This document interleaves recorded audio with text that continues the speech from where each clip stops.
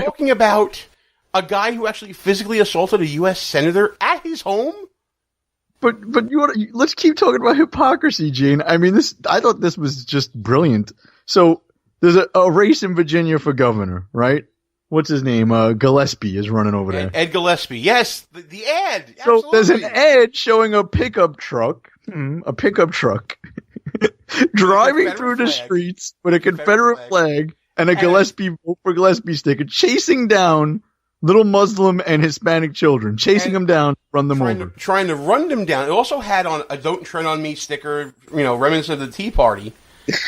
Now, gee, isn't the egg on their face? Because the week that they released that ad, an actual Muslim terrorist in a pickup truck is driving on a bike path in New York City, running down people in New York City. Absolutely. I mean, you want to talk about hypocrisy, insanity, asinine behavior. It's shocking. You just can't. How could you not laugh? But where do you go from there, Gene? Like, how do you fix these people? They're insane. You can't fix these people. You can't fix them at all. Listen, at this point, you have to just kind of chalk it up and be like, that's the left. But that's the problem, too. We can't... I can't believe I'm saying this again. It's the Russ Gallo tennis ball machine theory of politics. Think about all the tennis balls that were shot in the past week towards the right. Which one are we going to hit back? It's crazy because if you think about it, the NFL protests are still happening. But there's so many other things happening that we can't even focus in on that anymore. I was talking about this last week with you. Donald Trump is a brilliant man, and the left knows it. And they don't want to get involved in culture wars with Donald Trump because they know they're going to lose. And I've actually been saying this for years, Gene, and I know like our inner circle used to disagree with me. Social issues, cultural stuff, it's a winner. The majority of this country loves the flag. They love the military. They love the police. That's the majority of this country. So Donald Trump knows this. His finger's on the pulse. He's not a very ideological guy, but he knows what's right and he knows what Americans love. So by getting the Democrats in these positions where they have to support causes that the majority of Americans, or they have to reveal that they support causes and ideas that the majority of Americans don't believe in, is brilliant. I mean, you got Chuck Schumer talking about diversity visas, crying that Muslims are banned from the country. Yes, do that. Show Chuck Schumer wants diversity visas and wants Muslims that their backgrounds cannot be checked from the countries that they're coming from. Show that. Absolutely. Show them millionaire, idiot, big crybabies are kneeling during the national anthem. Make the Democratic Party defend that kind of behavior. Please let them. It's brilliant. I love it. Here's the further brilliance of Donald Trump. He also pulls out these little chestnuts when there is not so positive news coming out of his legislative agenda. You're not getting Obamacare repealed this year, so we're going to be talking about immigration on the other hand, and he's going to have rallies about different things going on, building the wall, et cetera, et cetera. Crooked Hillary, collusion is really on their side.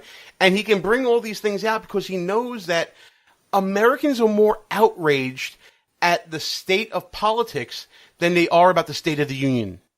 The State of the Union, to a lot of people, are doing great. The stock market has over 50 record closes this year, in the first year of the Trump presidency. Earnings are up. The stock market is up.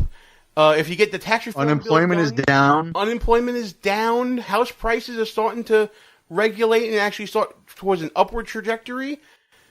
The pocketbook issues of Americans are being addressed, and they're being addressed quite quickly. And that's all that America really cares about. Think about the Clinton presidency. No, I agree with you, Gene, and that's why I think that, the Republican Party establishment, they're missing the boat here, and time is running out on them.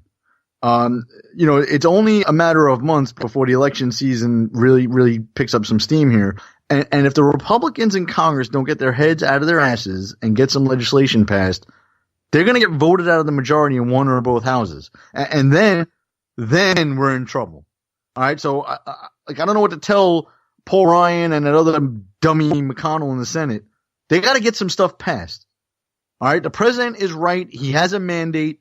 Get some stuff passed. And I think it starts with tax reform. Listen, time for our last break.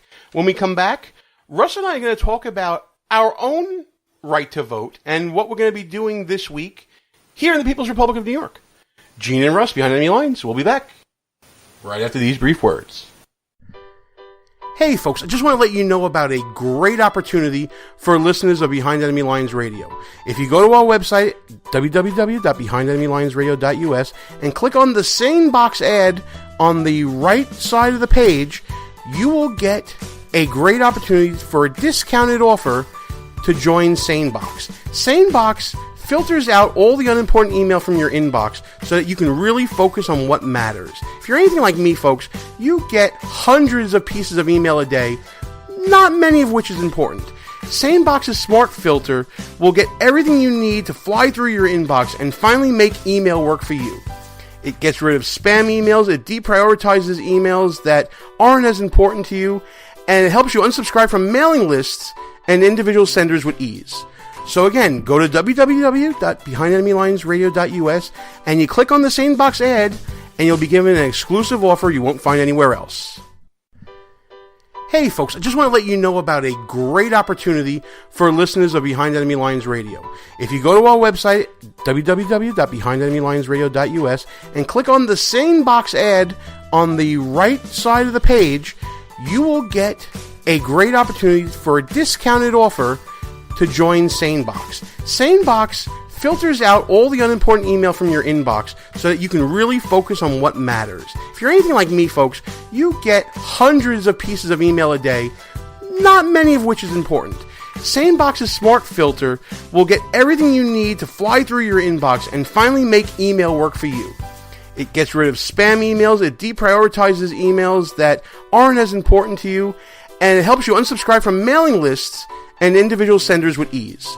So again, go to www.behindenemylinesradio.us and you click on the SaneBox ad and you'll be given an exclusive offer you won't find anywhere else. Time for a little music. We call this, What the F*** is Maxine Waters Saying? To be clear, you believe it would have been better to keep in place an FBI director who you said had no credibility to oversee this investigation than to find someone who you think would be a better choice? No. But I believe the president thought that. Don't forget, you're talking about what some Democrats said, what I said, but don't forget, he was the president. The president supported him. He had confidence in him. It was within his power. And but you said he had no credibility, so it would seem to make sense that he should get rid of him. No. Under investigation, this president basically has interfered with an investigation where he may be implicated. That's outrageous, and that's why we're having so much of a conversation about it today.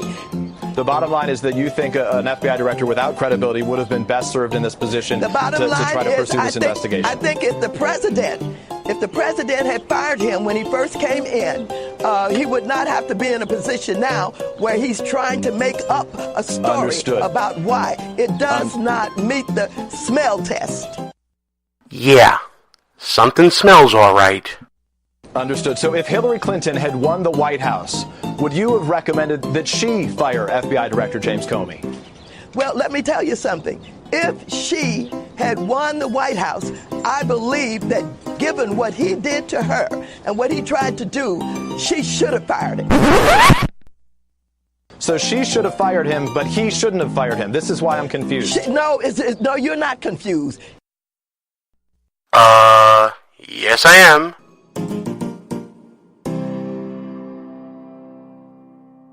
Gene and Russ, back behind enemy lines.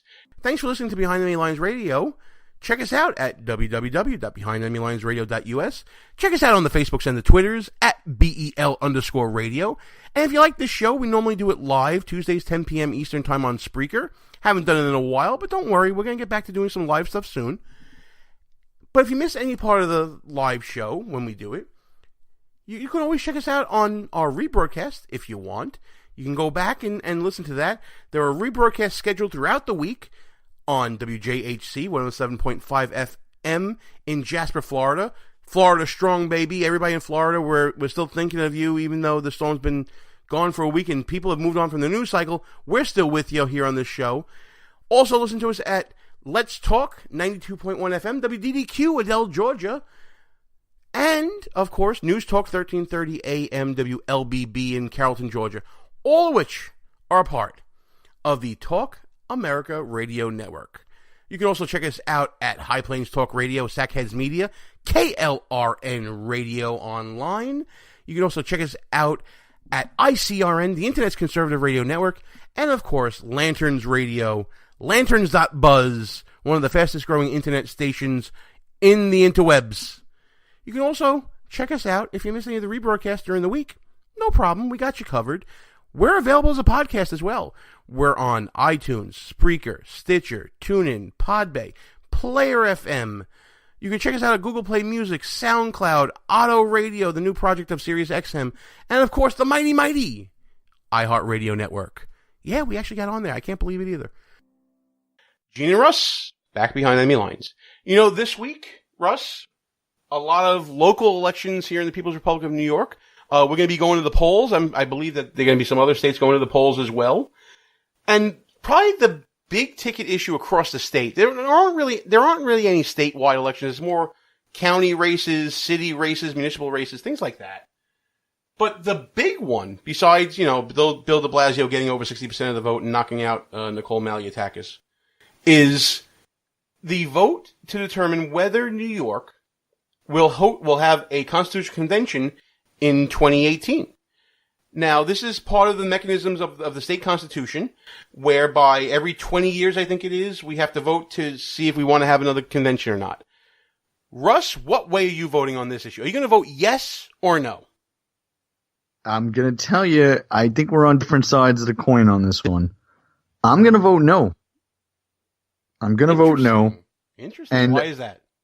So there's several, obviously there's lots of reasons, but number one, first and foremost in my mind, is the New York State Constitution. I don't think anybody knows what the hell is in it. So for me to vote to just hold a convention where delegates will somehow be selected, and we've worked in local politics so we understand how those people are selected, and then go ahead and tear apart the state constitution and then put their handiwork to a vote before the people to ratify, who don't even know what the hell is in it to begin with. I can't trust it, Gene. I just can't trust it. I don't even know what's in it, and I'm involved. I'm looking at, I was reading up on it today, and I can't trust it. How do you know they don't just, get rid of term limits or make New York a sanctuary state? Like, I just don't trust them. And before I get your point of view, Gene, I'm going to qualify with what I'm saying. You mentioned Bill de Blasio. He's the mayor of New York City right now, folks, and he is a disaster. Disaster. And he's going to get reelected by huge margins. Huge. So I don't trust the people in this city or state to make educated decisions when it comes to something like the Constitution. I say leave it as is. All right, you're good to go? I can jump in now? Go ahead, jump in, please. Go. All right. I never thought I'd live to see the day that Russ Gallo would side with crony politics and corrupt unions. I'm shocked here, folks, because the position that Russ Gallo just said is the exact thing that every public sector union is saying. It's everything that every politician is saying. Because for their reasons, not for the same reason Russ is given, that they think that... So they're not saying the same thing, by the way. I was going to say, they definitely didn't say what I just said. But you're on the same side as what I said. They should have said what I was saying. I believe I let you talk. Go ahead, Gene. You're misconstruing my words, but go ahead. Oh, okay. Listen, you have time for a rebuttal. I'll give it to you. My position is I'm going to be voting yes, and here is why. You gotta start somewhere. Yes, it's going to be crony politics. It will cost a lot of money, but you gotta start somewhere. The time for reform is never tomorrow. The time for reform is now. I think we all know, being in the People's Republic of New York, that this ballot measure is going to be a no. But isn't this the time to start lining up those voters who support wholesale government reform? It's time to start counting the heads out there to see who's really out there. Let's get a real estimate of how many reformers out there. Because otherwise, as Russ says all the time, here in the People's Republic of New York, we're doomed. So if we're doomed, let's let the doomed really doom us. Because that's the only way you're going to get to rock bottom. That's the only way you're going to get to reform. Yes, cronies will run in 2018 to be, members of the Constitution